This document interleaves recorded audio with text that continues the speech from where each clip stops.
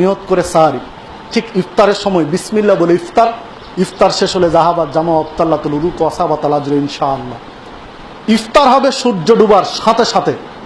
রাসূলুল্লাহ সাল্লাল্লাহু আলাইহি ওয়াসাল্লাম বলছেন অগারাবাতি শামস ফাকাদ আফতারা সায়েম, যখন সূর্য ডুবে যাবে তখনই সায়েম ইফতার করবে। সূর্য ডুবার সাথে সাথে ইফতার করতে হবে। যে হাদিসটি সহিহ বুখারীর মধ্যে এসেছে, সহিহ বুখারীর 1956 নম্বর হাদিস। তাহলে ইফতারের সময় হলো সূর্য ডুবার সাথে সাথে। অন্য হাদিসে আল্লাহ রাসূল বলছেন দিন ইসলাম ততদিন বিজয়ী থাকবে যতদিন পর্যন্ত মানুষ তাড়াতাড়ি ইফতার করবে। ইহুদি এবং খ্রিস্টানদের স্বভাব হলো দেরি করে ইফতার করা। লিআন্নাল ইয়াহুদা ওয়ান নাসারা ইউআখারুন, কেননা ইহুদি এবং খ্রিস্টান দেরি করে ইফতার করে। হাদিসটি আবু দাউদের 2353 নম্বর হাদিস, শেখ আলবানী হাদিসটি সহিহ বলেছেন। তাহলে দেরি করে ইফতার করার স্বভাব ইহুদি এবং খ্রিস্টানদের। সূর্য ডুবার পরে 3 মিনিট 4 মিনিট দেরি করলেন মানে আপনার স্বভাব ইহুদি এবং খ্রিস্টানদের মতো। আপনি ইহুদি এবং খ্রিস্টানদের কাতারে সামিল হয়ে যাচ্ছেন পর্যায়ক্রমে। আর যদি ইচ্ছা করে সূর্য ডুবার 3 মিনিট 4 মিনিট পরে ইফতার করি, তাহলে কাল কিয়ামতের মাঠে ইহুদি এবং খ্রিস্টানদের সাথে বিচারের মাঠে উঠার জন্য প্রস্তুত থাকুন। আল্লাহ রাসূল বলছেন মান তাশাব্বাহা বিকাউমিন ফাহুয়া মিনহুম, তুমি যাদের সাদৃশ্য গ্রহণ করবে তুমি তাদের সাথে বিচারের মাঠে থাকবে, তাদের সাথেই তোমার হাসর নাসর হবে। যে হাদিসটা আবু দাউদের 4031 নম্বর হাদিস, শেখ আলবানী হাদিসকে সহিহ বলেছেন। তাহলে দেরি করে ইফতার করা ইহুদি এবং খ্রিস্টানের কাজ। আপনি সূর্য ডুবেছে নিশ্চিত, এখনো 3 মিনিট বা 4 মিনিট দেরি করবেন, তাহলে এই কাজ তো ইহুদি এবং খ্রিস্টানদের, তাদের সাথে আপনার কাজ মিলে যাচ্ছে, তাদের সাথে কিয়ামতের মাঠে আপনাকে উঠতে হবে, কোনো সন্দেহ নেই।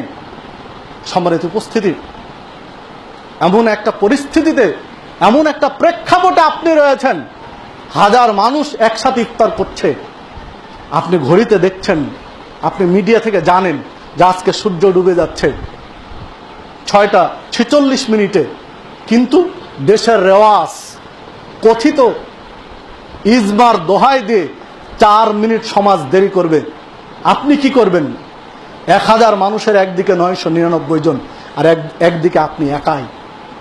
আপনি যদি হকপন্থী হন, হকের অনুসারী হন, আপনার উচিত, আপনার কর্তব্য 999 জন মানুষকে তোয়াক্কা না করে ইফতার করে দেওয়া, সাথে সাথে ইফতার করে দেওয়া। যদি আপনি দেরি করেন তাহলে মনে রাখবেন যে আপনার ইমানে ঘাটতি রয়েছে, ইমানে দুর্বলতা রয়েছে, ত্রুটি রয়েছে। সংখ্যা দিয়ে ইসলামের কোনো নীতিকে বিশ্লেষণ করা যায় না। সংখ্যা দিয়ে, সংখ্যার আধিক্য দিয়ে ইসলামকে বিচার করা যায় না। আল্লাহ রাসূল সাল্লাল্লাহু আলাইহি ওয়াসাল্লামকে আল্লাহ রাসূল সাল্লাল্লাহু আলাইহি ওয়াসাল্লামকে বলছেন ওয়াইন তুতি আকতারা মান ফিল আরদ, যদি অধিকাংশ মানুষের রায়কে তুমি মেনে নাও, বেশিরভাগ মানুষের চিন্তাকে যদি প্রাধান্য দাও, ইদুল্লুকা আন সাবিলিল্লাহ, তাহলে সত্য পথ থেকে তোমাকে ওরা জাহান্নামের পথে নিয়ে যাবে। 999 জন মানুষের দোহাই দিবেন, ওরা আপনাকে ইহুদি এবং খ্রিস্টানের কাতারে সামিল করবে না। আপনি করুন, তৎক্ষণাৎ ইফতার করুন, প্রকাশ্যে পারলে প্রকাশ্যে করুন। যদি সুযোগ না হয়, ফিতনার আশঙ্কা থাকে, আপনার জীবনের হুমকি থাকে, আপনি গোপনে করুন, তবে ইফতার করুন। যে কোনো মূল্যে ইফতার করে দিন, দেরি করার সুযোগ নেই। শরীয়ত কি চমৎকার আমাদের সিস্টেম, বাংলাদেশের সিস্টেম। দেখুন, আপনি যে কোনো একটা দৈনিক পত্রিকা নিয়ে আসেন।